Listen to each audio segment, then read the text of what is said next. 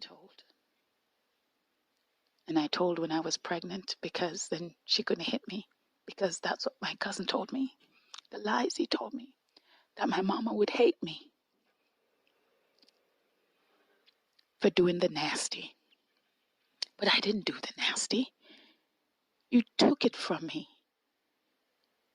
You took what God gave me without my permission, without my sister's permission.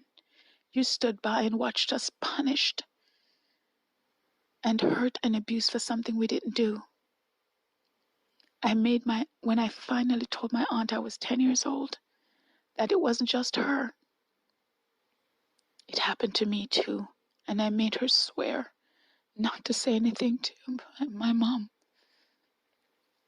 Not for fear that it would break her heart, but for fear that she was going to beat me and blame me for my sister being hurt in that way, because I was the oldest, one of the oldest sister, the oldest one that lived with her.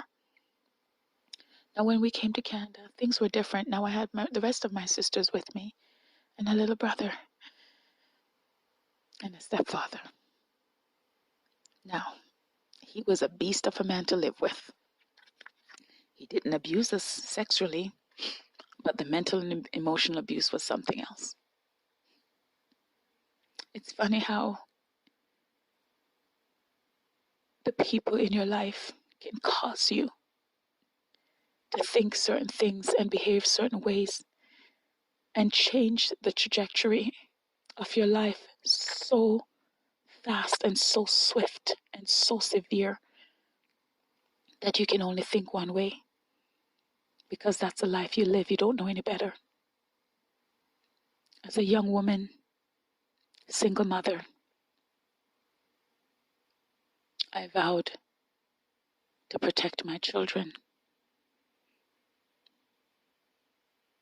especially from that. I never ever wanted children because of that. I got married, and now intimacy is hard. It feels dirty. You try to convince yourself it's good, it's from God. This is what I want. But every time you're showering, you're scrubbing it off, You can't enjoy the most natural thing from God because somebody, a bunch of people tainted it for you, tainted the meaning of it, because every time the person you love touches you, you feel disgust because you remember what that touch meant when he tries to be kind and give me gifts.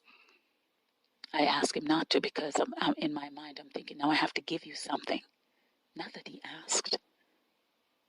But God in his infinite wisdom found me a husband who is loving, who is patient, who is kind, who is understanding, especially when it comes to intimacy. I've told him some of it, but I didn't want to taint my image. And he never judged me. He just understood. Now, a few years ago, I had to have a little talk with my younger self. And when I finally peered in the mirror and looked into my eyes and looked past my pupils into myself, I saw the little girl, because I couldn't understand why I couldn't shake this fear and shake these negative emotions. It's because that little girl was still scared. She was locked up because she had to rescue her sister. And I asked the Lord, why? Why did you let this happen? But God is so good. He was always there. He never left me and he never forsook me. And as I spoke to my little girl self, and I said to her, this, unfortunately, is meant to happen. But look at me. This is who you become. The devil may have meant everything that happened to myself and my sister and so many others. He may have meant it for harm. He may have meant to take our joy and our peace away. And then for a moment he did. He won. He thought he won. But I read to the end of the book. And God, being a God of grace and mercy, restored unto me my joy and my peace. I may not have willingly given myself to these people. They stole from me. But as I got older and I understood, and I'm not excusing their sickness and their vile behavior, but as I understood God's grace and mercy, and that because of what happened to me and my sister and so many other sisters and brothers out there, because it happens to boys too. I know a few. Unfortunately, I know a few that has happened to. I have learned forgiveness. I have learned to love beyond my pain, to love myself. I have come to understand that there is a strength in me. There is a woman in me who is stronger and bolder, who came to a place that changed my life. When I look back, had those family members not believed me, I would not be in Canada, because that started the change for me and my sisters. Because it was 4 years by this time that my mother had left, from the time I was almost 8 until I was almost 13. Or 8, turning 9. Sorry. She was gone for 4 years, from 1980, and we saw her again in 1984.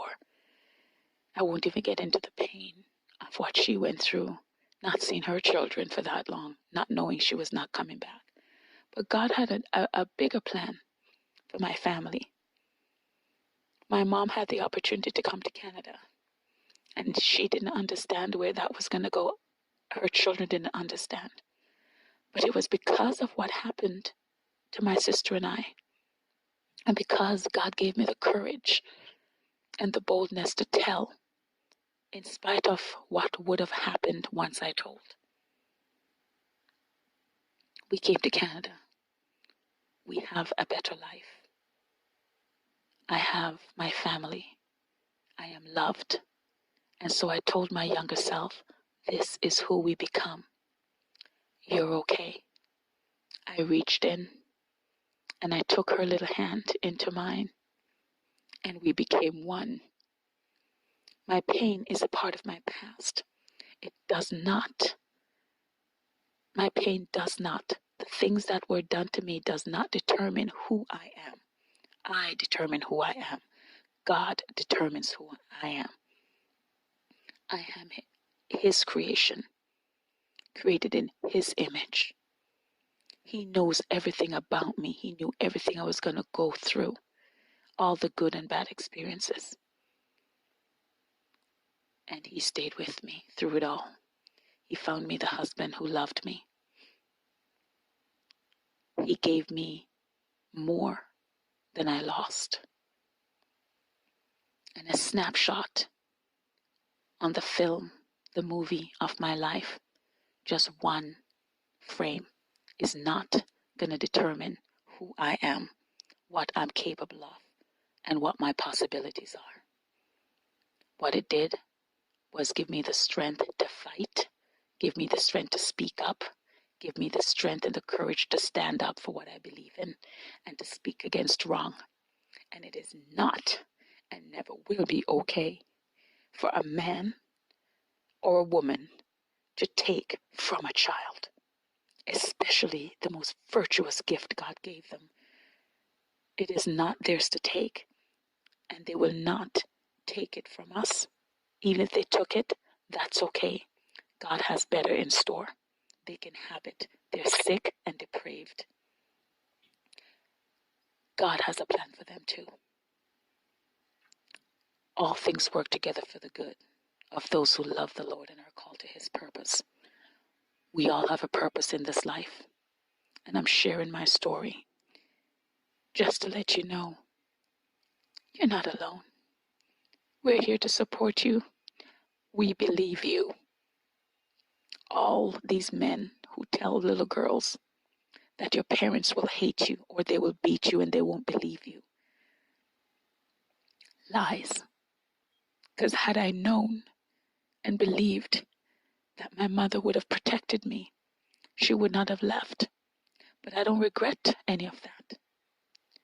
Because look at me now. Look where they are. They're still stewing in the pit of hell and in their disgust. And I'm here. I am here. I survived.